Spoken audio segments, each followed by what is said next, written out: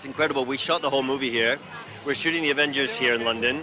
So this sort of feels like a real kind of like there's a big balloon, what would you call that? A blimp of the Fantastic Four where fans everywhere that are incredible.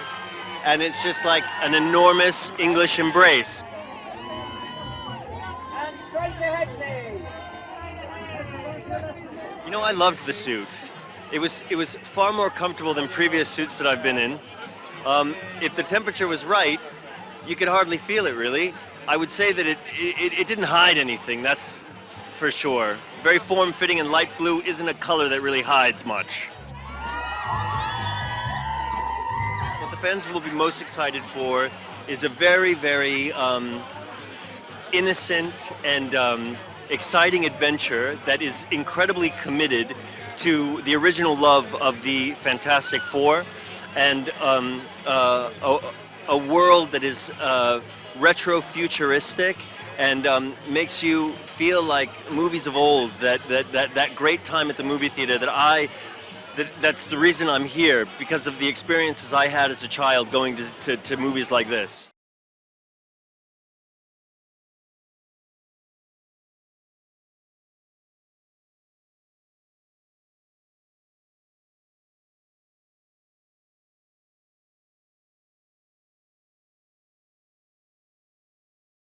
Oh, it feels great. It's crazy. We started filming exactly a year ago this week in London, and Pedro and I just done some preparation in LA, and we were really nervous, and we landed and we came straight to the studio and we were in prep, and then we started working, and it's really surreal a year later to suddenly be here on the blue carpet and people seeing the movie soon, yeah.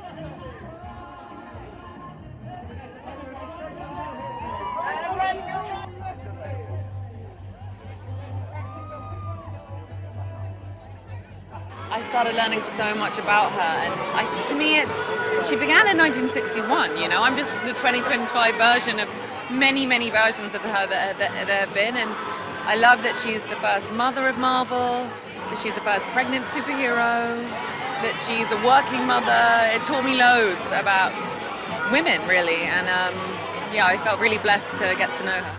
And Vanessa, straight ahead in the red, please. And Vanessa, to your left, right.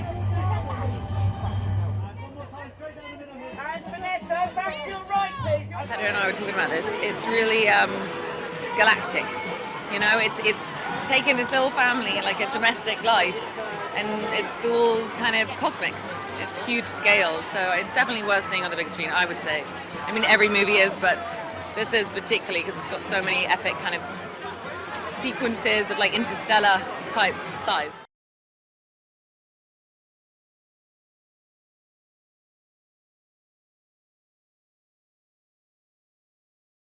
Oh, it's always good. Yeah, I think it's very meaningful. We shot it here in London, and then for reasons that are, you know, personal. I grew up in this city. I used to go and watch films at the BFI, so it's very meaningful bringing a film here, always. Full circle, yeah, maybe.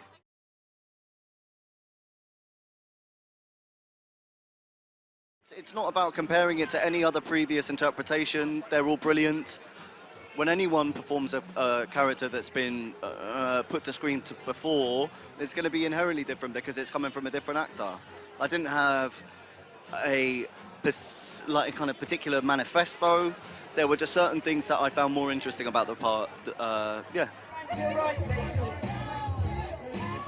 I hope they enjoy the dynamic. I hope they enjoy the very specific essence that this family bring together. I hope they enjoy the music. I hope they enjoy this very specific retro future world that Matt has created and harnessed and brought together. I hope they enjoy all of it.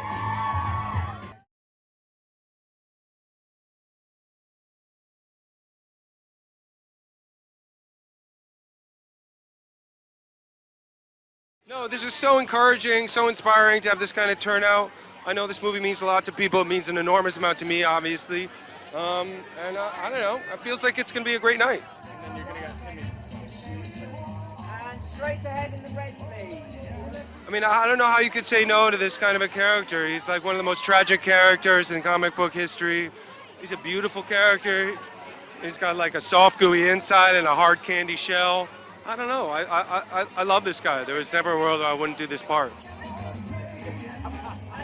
I don't know. You know, we were all on this. It was very much like an ensemble movie, and this main quartet was there almost every single day. And every morning we'd come in at the same time together, and we'd have some coffee, talk about the day, talk about what we wanted out of the day, and it just felt there was really nice rituals throughout this movie that those are the things I cherish.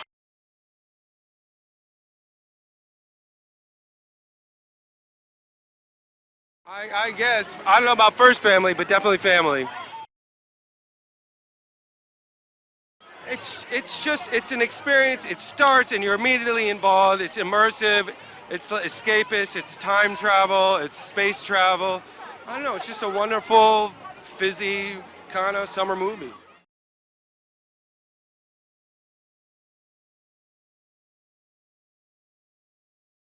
Very, very cool. It's my first day joining the press junket, so yeah, it's very exciting to finally be part of it. I've been waiting for a while.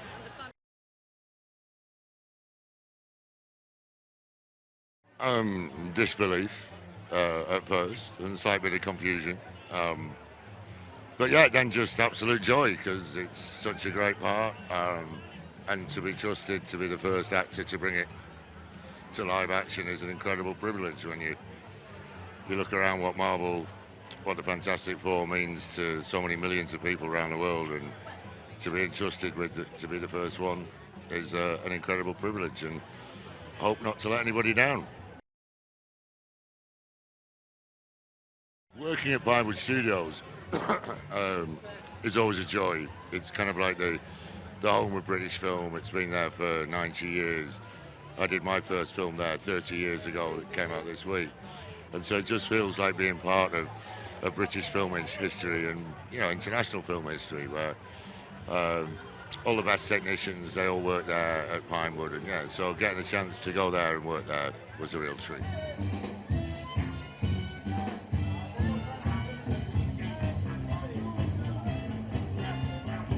Well, I've been reading stuff that apparently the aspect ratio changes when Galactus appears on screen when you watch it in IMAX. And obviously with a higher quality sound, I'm hoping that my voice might rattle a few speakers. So yeah, I definitely think it's one of those movies that if you got access to IMAX, if you got access to a big screen, it's got to be worth making that happen.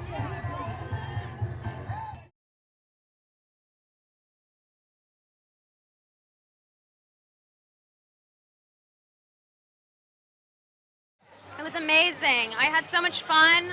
I had fun playing this character, but also just being on set with everybody. They're just amazing.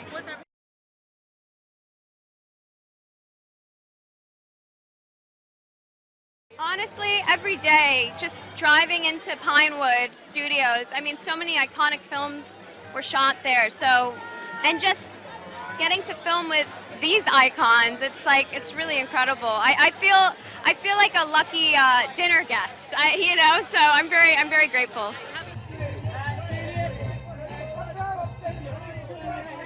I guess just seeing the movie, I'm just so excited for everybody to see. I mean, they do such a beautiful job in this, so I'm really excited to show, yeah.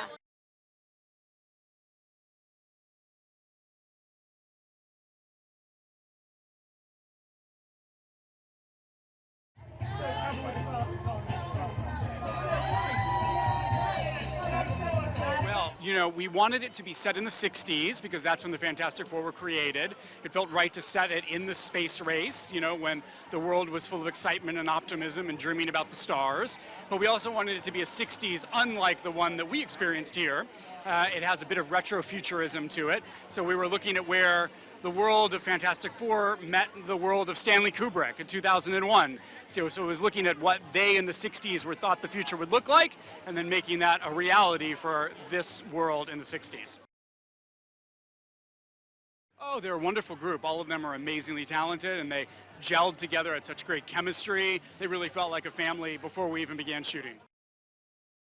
Well, we have so many reasons to see it on a big screen. I mean, there's certainly epic scale. We're going to space. We have a bad guy who's the biggest thing in the universe. He's over 14 billion years old and 1,000 feet tall. So if that's not a reason to see it on a big screen, I don't know.